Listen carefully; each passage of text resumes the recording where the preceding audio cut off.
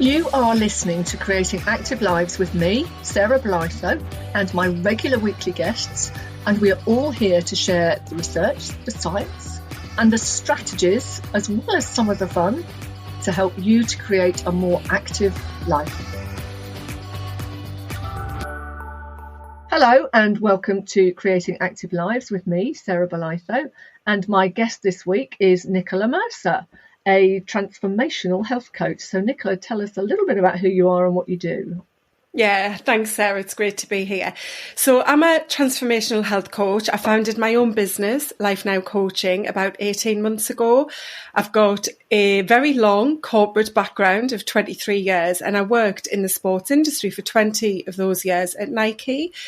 I was made redundant from Nike nearly 2 years ago and knew when I left Nike that I really wanted to continue with their vision, which was to, get everybody moving and active, to making sport a daily habit. And, with the word sport there, it's not about the typical sport of football or tennis or rugby, what most people think about when they hear that word sport, but about just movement, whatever that might be. And play was always a big part of the ethos at Nike when it came to sport. And I was just really passionate about helping women especially to live an active life. And one of my pillars and really forms my vision is to normalise healthy habits so that kids grow up knowing what a healthy lifestyle is, because girls especially, as I'm sure you know, Sarah, massively drop out of sport when they hit that kind of tween teenage.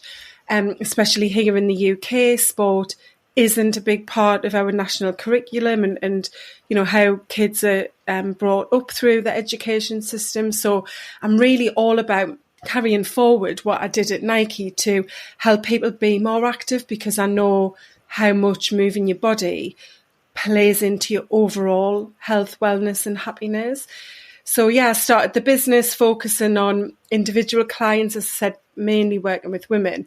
But I'm really just here to, share what being healthy is about. As you know, I've got my own podcast and I focus on unwrapping health, because the world that we live in now, especially when it comes to the well-being and wellness terms, it's really confusing for people, isn't it, to know what that truly means? It is. And just thinking about that, when we talk about health, what do we mean?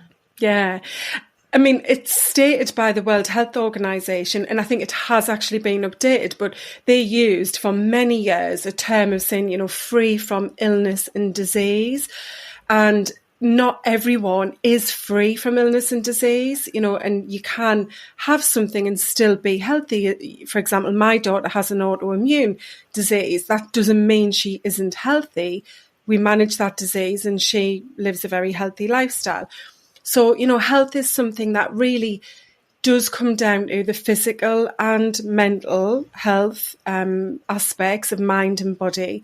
It is about, having, as much as you can anyway, an ability to live and function in a pretty healthy, I'm trying to not use the word healthy again to describe health, but, to function in a way that means you're able to live your life to its fullest in a way that you want to, so that you are able to choose to do the things that you would like to do without restriction and without something holding you back in a way that ill health might do in both the physical and mental sense.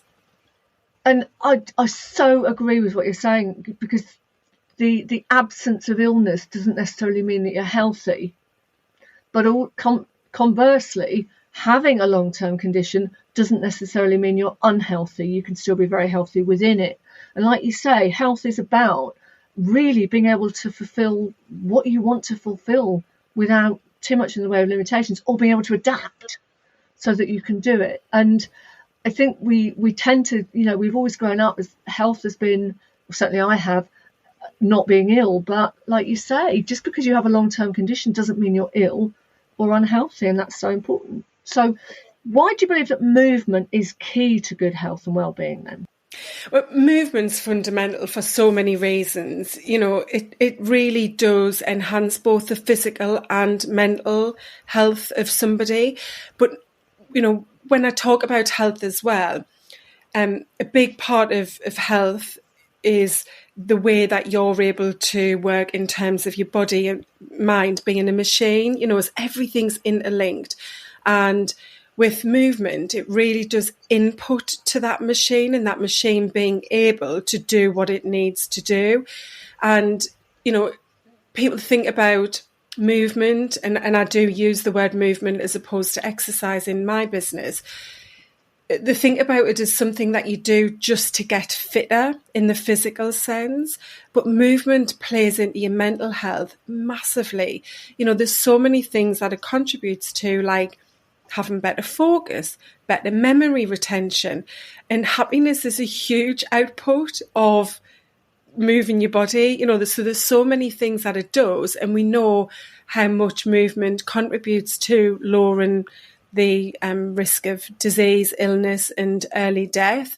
You know, and especially for women, movement is something that's absolutely 100% critical to navigating those very long menopausal years that a lot of women are only just starting to hear and understand more about. For me, you know, movement could be just literally stretching as you wake up in the morning, or it could be exercise. It could be any number of things, but it is literally moving your body in a way that feels good, and it does feel good. We all have this kind of innate sense sometimes, don't we, that, you know, if you're in a bad mood or you're having a bad day, it's like, oh, I need to go and clear my head, I need to go for a walk, I need to go and do something. So there's almost an instinct to move, and somewhere along the line we've turned it into this very structured, this very fixed exercise or fitness identity, if you like. And it could just be as simple as going for a walk.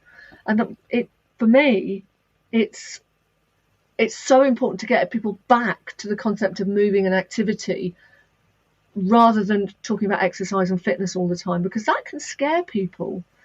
And a lot of people I know, one of the biggest barriers is they talk about, oh, I'm not fit enough for that. Oh, I need to lose weight before I go to the gym and stuff. And there are barriers cropping up before they even start. Whereas if you just say about moving and about being active, it changes that perception. It's like, well, I can do that. And you start to create, I can do that, I can do that. And then it moves into whatever you want to do. So what do you see then as the biggest barriers that are standing in people's way to moving more and going on to, say, exercise? Yeah, so there was quite a bit you said there that as you were talking through, I was thinking, yeah, that there's a lot of good points there to unwrap, and they link into my answer in that one of the biggest barriers is that perception people have around the all or nothing approach, and they see it only as exercise, and exercise being going to the gym for the majority of people. Some people might think, yeah, I can go and do a class, or I could go out for a run, maybe go on a bike, but it's very much a block of time that is used to do a very specific workout, and that holds people back because they don't know what to do. As you touched on, they think that they're not good enough to exercise. That's a huge barrier for lots of women. You know, they don't want to go to a gym looking the way they do. They don't know what to wear. They want to be accepted. You know, so much of what you said as well links back to the fact that we're humans. This is something I've really been getting deeper into over the past few months, is that we are designed to move. It's as simple as that. But we've become sedentary because of the evolution of technology and how our culture is. And, you know, people see, therefore, movement as being a workout that you have to do for a certain length of time. You've ticked the box and that's it. You'll sit down for the other 12 hours maybe that you're awake. And that's it, though. You've moved, you've done your exercise. So I think there's this huge barrier because that's what people see it as. And the other biggest thing that links into this is time. Because people see it as being something they have to do in a block as a workout, they don't have time. And that's the thing that I hear the most from people in my community and who I work with. I just don't have time to work out. I don't have time to move. And so, you know, I talk about taking very small steps, not in the movement sense, in anything when it comes to setting new goals and habits, but really starting small and moving throughout the day, as you said, with something as simple as when you go to sit in your chair, get back up from the chair again and then sit down a second time and maybe do that 5 times, and just gradually adding in movement to become a person who moves more regularly, to build up to those longer workouts, because we do need, as you know, to work out. You know, we need those recommended minutes of movement a week, and we need to get our heart pumping, and we need to get out of breath to help build better fitness from a cardio point of view. And we need the strength workouts as well for, you know, our balance and flexibility and so on. But yeah, they're the biggest barriers that I see. The guidelines are out there. I mean, the guidelines are widely publicised, but I think a lot of people forget they're what you're aiming for, not where you're starting from. And one of my big catchphrases, if you like, is, you know, get to know your client, but also start where they are. If they're doing nothing, they're not going to go to walking 5K overnight, but they might go to walking 5 minutes overnight. And this, again, is so important, isn't it? It's start where you are. Just start, as you say, with getting up and down 5 times when you're going up to make a cup of tea, or things like that, because people are nervous about injuring themselves, about if it's safe, about overdoing it. Whereas actually, when you say about getting heart pumping and out of breath, that doesn't mean your heart is pounding or that you're gasping for breath. It just means you're doing a little bit more than usual. And gradually that little bit more will become a more and a lot more and an awful lot more. And that's where I think it's so important. But for me, one of the hard parts is creating the habit. So how did you start to create that activity or exercise habit? Yeah, I mean, my journey's been very different to the journey that I guide my clients through, because I started at Nike and I wasn't a person who exercised, moved their body. I was never into physical fitness at school at all. Apart from going to football matches to see my local team, I wasn't into sport really. So I started to exercise because I wanted to lose weight. So for me, it was a sticky plaster solution. You know, it was there to fix another problem that I had. And it was about weight management and the way that I looked. And for many years, you know, it was a case of forcing myself to exercise. I didn't like going. I did get some enjoyment from it, but if there was an alternative to exercising, like working through my lunch, which is when I usually did the exercise for many years, I'd work through my lunch, or I'd go to the shops with a friend or something like that. It was probably about 7-8 years ago that I had a total mindset shift when I discovered the body coach. Joe Wakes did his plan for the first time and really changed the way that I worked out. I used to go to classes and I would blast the exercise. You know, I'd be hammering it so that I was on my knees, on the floor, absolutely knackered, and as you said, gasping for breath. But I wasn't ever really seeing any progress, gains, change from it. You know, it was just, like I say, that sticky plaster. So for me, it was a very different journey, and one that has enabled me to learn massively about how to support other people to work out. And then how I focus on it now is I use a system to help people build sustainable habits, because I'm all about you building habits that just become a part of your life for life. This isn't about, oh, I need to lose weight because I've got a holiday, or I just want to feel better because I'm going to a wedding in June, and then back to normal life for you. That's it. I can stop working out and stop eating healthy. And, you know, I can't do that for very long. This is about really embodying it. And so that's one of the key things that I use in my habit process, is getting really clear on how you want to live, why that's important to you, how it's going to make you feel, why would feeling that way be important, and really stepping into that future version of you and anchoring yourself to it. Because what I see is a lot of people start off with, I'm going to get fit. I have to go to the gym 5 times a week. And they go to the gym those 5 times the first week and maybe the second week. Then it's 4 times, then it's 3 times, maybe it's 1 time. Because how people start off is with that goal as a big mountain in front of them. I use this analogy all of the time. Nobody would go to climb Mount Everest without any training and the right equipment. And that's what people do. It's like, I'm going to go to the gym because I want to be fit or I need to lose weight. You know, they're the main reasons people start to exercise. But they just see this massive mountain in front of them and they want the results quickly. but you've got to climb that mountain very gradually with the right, training, knowledge, expertise, support. And that's where people fall down, because they either start too big and then it's not sustainable, or it scares them because they don't know how to get to the top very quickly. And the thing with good habits like exercising is that the results come in the future. And we're all about instant gratification. We've developed into a society that wants the gain straight away. So you go to the gym 5 times and you go, well, nothing's changed. It's still killing me every time I go. I haven't lost any weight. I don't look good in the mirror. What's the point in this? But that's the problem, if you like, with good habits, is they take a long time to get the rewards.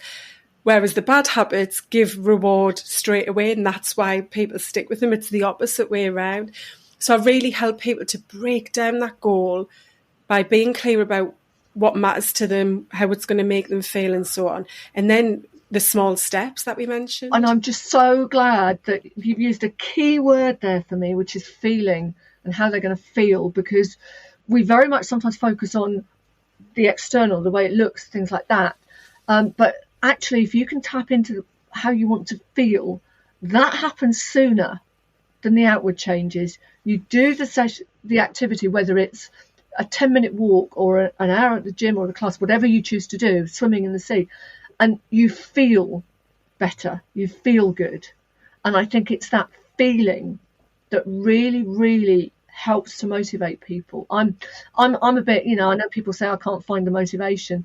When you start feeling, when you start achieving, that's when the motivation really kicks in. But it's that sense of, I enjoyed that, or I did it, or I feel good about this, that I think is so important, that feeling, because that you remember the feeling. You remember thinking, I didn't want it last time, but I did it and I felt really good. So I want that feeling again. And that's a big part of that habit cycle, is having that feeling. And so I work with clients to reflect on the steps they've taken, reward themselves for making that progress, reassess whether anything needs to change and so on. But the key is acknowledging what you've done and celebrating that, even if it is that you set an alarm and every 2 hours you got up and you walked around for a bit that day. Celebrate it, because that's more than what you did yesterday. And to your point on motivation, I love Mel Robbins talking about motivation, actually, because she talks about that and says motivation is garbage, because motivation isn't something that's going to come when you decide to do it. And that's another problem with people setting that big goal and having it as a mountain in front of them, because they think, well, I know what I want to do, but I'm not motivated to do it, so that must mean it doesn't really matter. You have to create motivation, and that starts with, as we said, tapping into the vision of the future you. What's that going to feel like? That's the baby steps of motivation, if you like. And then as you get going and you see your progress and you keep reflecting on it and rewarding yourself for it, supporting yourself, cheering yourself on, that then gives the motivation that you need to keep going, and you get the momentum that way. And the momentum is the biggest thing that helps to build the habit, because when you start to do something, the way our brains work, it's going to feel good, even if it is just those extra few squats as you've put the kettle on, even if it is just a 5-minute walk because you literally don't do anything at the moment, you will feel good and you'll want more of that. The dopamine that you get when you know that you're doing something, that's what drives you forward. And that's what builds habits, for any habits, not just exercise, that reward system that tells your brain, this is good, this feels good, so that your brain knows next time you've put in your calendar, I'm going to walk for 15 minutes on a lunchtime, and the reminder comes up as the cue. It goes, oh yeah, because I'm going to feel good afterwards. Yeah, and I talk about the ripple effect a lot. Again, not just with exercise, but any changes that you're trying to make. There's always a ripple effect. Even when you start to eat better food, you feel better, and so you think, oh, now I want to move my body a bit more, or now I want to go to bed and not use the phone for an hour before I go to sleep, because I like knowing that when I feel well rested, I make good food choices and I move my body. So you have this incredible ripple effect, and that's where the motivation and the momentum and then the success come from. It is so important, but it's like the habit, a few years ago now, I decided that I was going to start walking in the morning. And it was a bit of a challenge. I can't remember what it was to do with, but I said, right, for the next month, I'm going to get up, crack of dawn, and walk and see the sunrise. And so I was probably walking at 6 every morning. And at the end of the month, I felt two things. I felt really good about starting my day actively. And I was only walking for 20 minutes, half an hour. But it meant that if I had a day where I had to be sat down or I was really busy, I'd got my activity in early. I'd ticked that box off. And it just became such a habit. I mean, it's now usually about 5:15 that I go out, but I'm still doing it 3-4 years later because it's a habit. If it's raining, I bundle up. If it's cold, I bundle up. If it's hot, then I can get out and do my activity early. But it's such a habit. I get up, I brush my teeth, if you like, and I go. I don't think, shall I go for a walk? Will I go for a walk? I just go. And that's the power of habit. And I know the days where I can't do it, I know from kind of keeping journals and things that I'm not as productive. I'm not quite as focused. So to me, it might not be a fast walk or anything, but it's become a habit. And like any habit, when you don't do it, you kind of notice. So it's really important. So somebody who's listening then, who or people who've got clients who sort of say, it's too hard. I've tried it before. I've tried everything, and it's never worked. What tips would you give to make it happen? So the first thing is mindset, and that sits at the centre of my 5 pillars of wellness, because mindset is everything. And this is why so many people fail when it comes to making healthy changes in their lives, especially with movement and nutrition, because they're not believing it. You know, they want to do it and they think, well, I've decided, I know I want to go to the gym, I want to work out, it's going to happen. And then they get frustrated, and then they start to get in that negative downward spiral of, I'm useless, I'm not good enough. Why can I not make this a habit? Why is this so hard? Why do I keep missing it? So they really need to work on their mindset first to create the belief. And obviously there's so many ways you can work on this, to form the belief that they are a person who moves their body in whatever way that is. So to really embody that and know that they are becoming that person. And again, some of this mindset work links to recognizing that you're not necessarily going to see the result that you want straight away, but you will start to feel benefits, and they'll, help with the reward system and the ripple effect. So that's the first thing.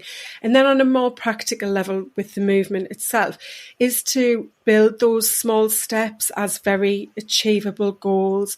So break down that big goal into weekly goals, just focus on the first 30 days and just get really clear with what they're going to do each week. So, if it's yourself that's listening and it's you who's struggling with this, think about something that literally is just a couple of minutes that you can do each day for the next week, and maybe add on every couple of days or so another little thing. So maybe it's, I have a morning coffee, and that might be, right, I'm just going to walk around the room 10 times while the kettle's boiling.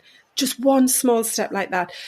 Do that for a couple of days, and then maybe it's, at lunchtime I'm just going to step outside for 5 minutes, or I'm just going to, maybe if you work in an office, I'm just going to go and walk around the office and just move my body, So just, it sounds strange because someone who wants to, build movement into their life and get fitter might think, well, this isn't going to achieve it, but this is how you build up, because that jumping in feet first to try and climb the mountain straight away is going to result in failure. So, just really become that person you've got as your vision, believe it, and all of these mindset tricks of recognizing your progress, rewarding yourself, feeling the ripple effects. That's, going to, like I say, keep building the momentum to keep going and building up to the real movement habits that you want in your life. And the key thing is, if you're doing very little activity or movement at the moment, anything that you do is a bonus. Anything that you do is a win. If you're doing hardly any walking whatsoever, and you just walk around the room 10 times, that's an improvement, that's a gain, that's a win. And if it becomes 11 times and you think, oh, this is ridiculous, this room's too small, I'm going to walk outside. Anything that you do above what you're doing now is a success, an achievement, and something to be celebrated. And I think sometimes we think it's not significant enough to celebrate, but actually it's those small steps that are worth celebrating more than the actual, sometimes the big thing. One of the things I always say to people, the milestone or the goal or whatever, that's a moment. When you achieve that, that's a moment. The journey to get there is where you're going to spend your time. So make it enjoyable. Make note of everything that you achieve, every single step you take. Reward yourself, praise yourself, congratulate yourself, because you're going to spend a long time on the journey, but only a moment in that achievement. And make it fun. And I think an important thing there, Sarah, is that people fixate on the goal being when you'll be happy, when you'll be satisfied, when you'll be successful. And the journey is actually the happiness, the success, because you'll get to the goal and you might, say your goal is to run a 10K in 60 minutes, for example. When you run that 10K in 60 minutes, yes, you're going to feel accomplished and you're going to feel great. But then it's like, okay, that's it now. It's done. What's next? Whereas if you're recognizing the progress on the journey and you're realizing the changes that are going on and you're reflecting on them and rewarding them, all of those R words that I love to use, that starts to make you realize, actually, yeah, the goal is the result I want and I want to know I've achieved that, but that's not what delivers the satisfaction and the happiness. It's everything along the way. And again, this all links back to how we've evolved to be very much like, I need it now. I'm only going to be happy and satisfied when I've got the thing. And we've got to break that apart. And it's very dangerous for our children who are being brought up thinking this, that it's all about instant gratification. And obviously technology, social media is feeding massively into this. We've got to make people say that there's happiness to be had every day. And when you do things like moving your body, it does very, very much help you to feel that. And for me, the joy's in the journey, because that's where you, the everyday stuff. And the more you enjoy something, the more you find the joy in it, and the more you feel the joy in it, the more likely you are to do it again and again and again. And then all of a sudden you've hit the goal. And then you just think, well, do you know what? Sometimes I think having these big goals, for some people it's wonderful, but for others, sometimes they just want to move for the joy of movement. And that's fine. If you want a goal, create a goal. But if you don't, just do it for the fun, do it for the joy, do it for the feeling. Yeah, and I think you've hit on a good point there, because something we touched on this at the beginning about, how so many people fixate on the gym and doing a structured type of workout. It doesn't have to be. It's got to be something you find joyful. And joy is a very underused and understood word. We've got to get joy from it. So whether that's dancing, playing with the kids in the park, going to a Zumba class with your friends, doing trampolining, whatever it might be, find something that works for you. Get outside of the box of the gym, in every sense, and find something that you really embody and that you can make part of your life. Because that's another thing that I do hear a lot, is the question, I've tried so many times to exercise and I just don't like it. And that's usually because all people really have ever done is try to go to a gym. And quite often, depending how fortunate you are with affordability and where you live and so on, the gym's not the best of environments to spend your time in, is it? It's amazing though, isn't it? Because if you tried a food and you really didn't like it, you wouldn't eat it again. You wouldn't make a big deal. You wouldn't force yourself. You'd just say, do you know what? Tried it, didn't like it, not going to eat it again. Whereas the gym, it's like, oh, I'll keep going, but there are so many other ways of moving. There are so many other ways to be active. And yet we fix on that one. And, whether it's dancing or dragon boat racing or just discoing around your room, it doesn't matter. The point is that you move. You don't get extra brownie points for doing it in a structured way or the gym. You just get the points, you get the prizes from actually doing it regularly. So what is the key then to building that regular habit, that habit that sticks? The reward is key when it comes to habit formation. That's how our brains work. Our brains are like a filing cabinet, one of those big old fashioned metal drawer filing cabinets that, when it gets the cue, it wants to pull the right file out instantly with as little energy as possible so that it saves our energy for when we really need it, when we're in that, fight or flight mode. So, you need to make sure that you're feeling the reward. And that's why starting small is key. To start small and know you're achieving something so that your brain's feeling that satisfaction. And again, a lot of people think of reward in terms of material things like, oh, I've got to buy something, or, a lot of people think if I work out, then I can go and have a takeaway. That's the reward.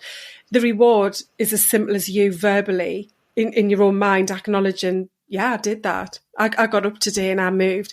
Your brain needs to have that very quickly within 2 minutes of you doing that habit. So, being very mindful of getting that reward in whatever way that needs to be, and to just be consistent. That's the key to it.